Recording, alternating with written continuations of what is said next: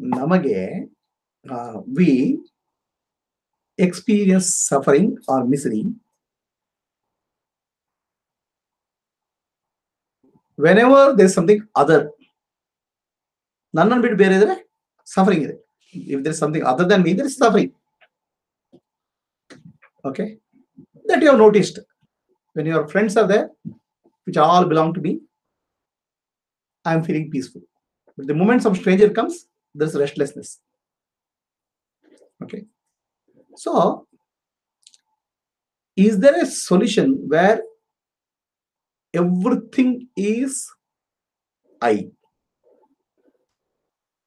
Whatever I see, whatever I experience is my own self.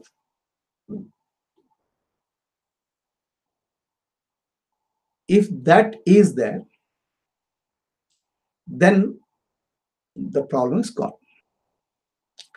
So the teaching of Vedanta is Advaita or non-duality. There is no other.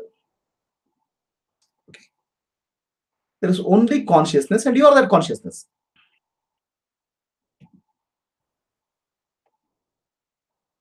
There is no other. There is consciousness alone. There's only a reality, and you are that reality. So the next immediate question comes: I'm not experiencing it. I'm not experiencing that this thing. What I have to do to experience that? Should I do meditation for long hours, or should I study scriptures? What is it I have to do? What is required? The teaching of Vedanta is whatever you are experiencing is the mind. Okay. So now the mind is nothing but conceptualization, thinking, feeling, perceptions, all this. Everything boils down to thoughts in the mind. Suppose you are able to find out the nature of thoughts, where the thoughts are arising from. Okay. Then you can find peace. Otherwise, what will happen? The world is getting divided in fracture. Whatever my perception, I'm seeing so many objects. Every object is a thought. Okay, so many feelings, so many ideas, so many thoughts. That multiplicity is actually causing multiplicity of objects, and the feeling of self and the non-self, I and the other. This is causing disturbance. Okay, so can I get out of this multiplicity and the live in reality of Advaita or non-duality? Is it possible? Now, if that Advaita or non-duality is there, can I function also? Another question. Can I function in the world also? Right? Can I perform my day-to-day duties? Can I perform, function, and still live in non-duality? Question. Okay. So, the teaching of Vedanta is, for that solution is Sahaja Samadhi. Means natural state of Samadhi is super consciousness. The word Samadhi is translated super conscious in English, may not be appropriate word. So in a natural state, you should be there. The natural state should be there in all aspects of your life. Waking state, dreaming state, deep sleep state, interacting with the world, fighting, war, or peace. Then something is meaningful. Otherwise, it's difficult. Right? So that is called Sahaja Samadhi or natural state. Everything else is unnatural, includes Samadhi. So in meditation, you get a peace.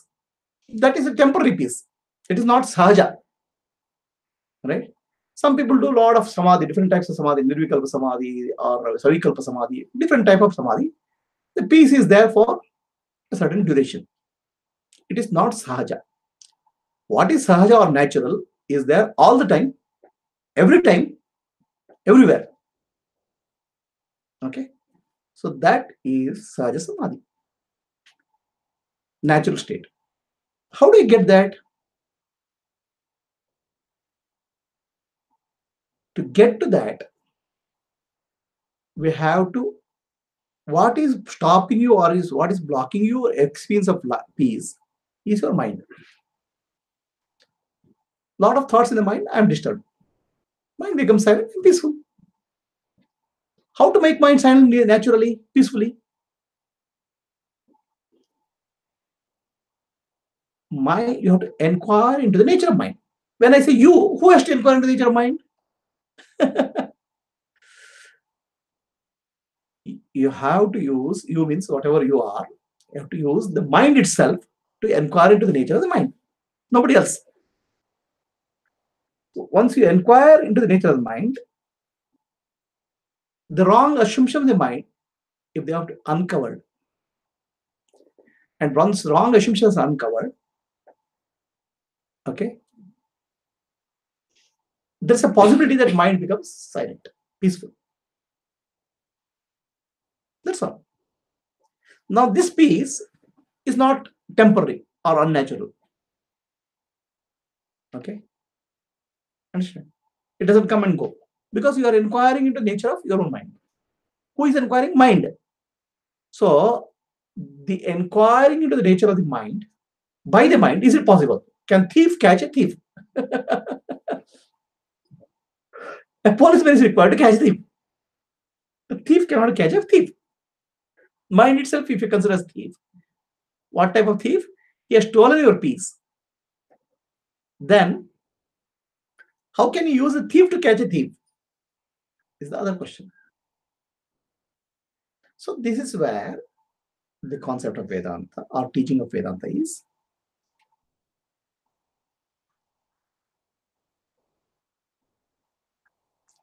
Go to a realized master. In his presence, the assumptions of your mind gets uncovered, or falsehood of your mind gets uncovered. Okay. Now, how does he do? Does he have magical power? Does he do something magic for removing the problems of mind, or does he do counseling like a psychiatrist does? What does he do? Okay.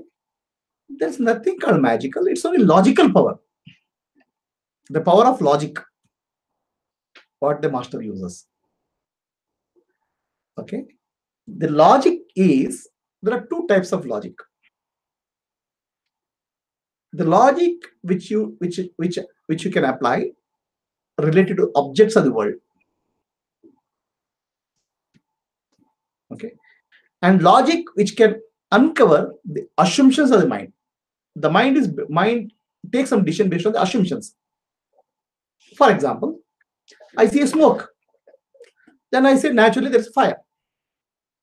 That's assumption. May not be reality.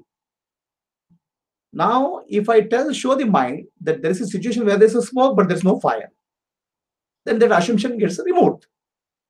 Right? Like that, assumptions of mind one by one has to be uncovered. Now, the wrong understanding of mind is called avidya vrati. Vrati means thought. Thought of ignorance. Okay. Once you start questioning the assumptions behind the thought of ignorance, that assumption will go. Then there's a vidya vrati, or thought of wisdom will arise. Okay. So now, oh, earlier also had a thought. Now it's a different kind of thought. What to do? That won't help you, because earlier also you had thought. Now also you have thought. Another new thought. It doesn't help in that sense. But what happens is this Vidyavrati will cancel the Avidyavrati, nullify the Avidyavrati. Then the mind becomes silent. Understand? Yeah, got what I'm saying? This is the method of Vedanta. Not that after Vidyavrati, again Vidyavrati will continue. Like for removing a thorn, you use another thorn. And the old thorn is thrown, and new thorn, the thorn which you have used also is gone. Vidyavrati will nullify the Avidyavrati. Then whatever remains is reality. So that reality is your own nature. So this is the method of Vedanta. Understand? In this process, the silence and peace is discovered as your own nature. This is the teaching of Vedanta. Okay. Otherwise, there are a lot of variety of thinking going on in the world in the name of spirituality. So many varieties. So the direct method of teaching of Vedanta, or the direct path, as popularized by Sri Ramana Maharshi, as popular by Sri Atmajyothi Satsang, is through the process of inquiry, self-inquiry, you uncover the wrong assumptions which you are holding. Okay. In that process, the assumptions will go and the reality will emerge. That is method of Vedanta. Okay. That is the method of self-inquiry, and that is a method of direct, what you call as direct experience. Otherwise, there are a lot of indirect experiences of spirituality. Okay, there are so many spiritual practices, variety of spiritual practices. The world is full of spiritual practices. They are called indirect because they utilize the mind and intellect for getting some experience. So now, in the method of Vedanta, you are going beyond the experience through uncovering beyond the mind, uncovering the assumptions of the mind.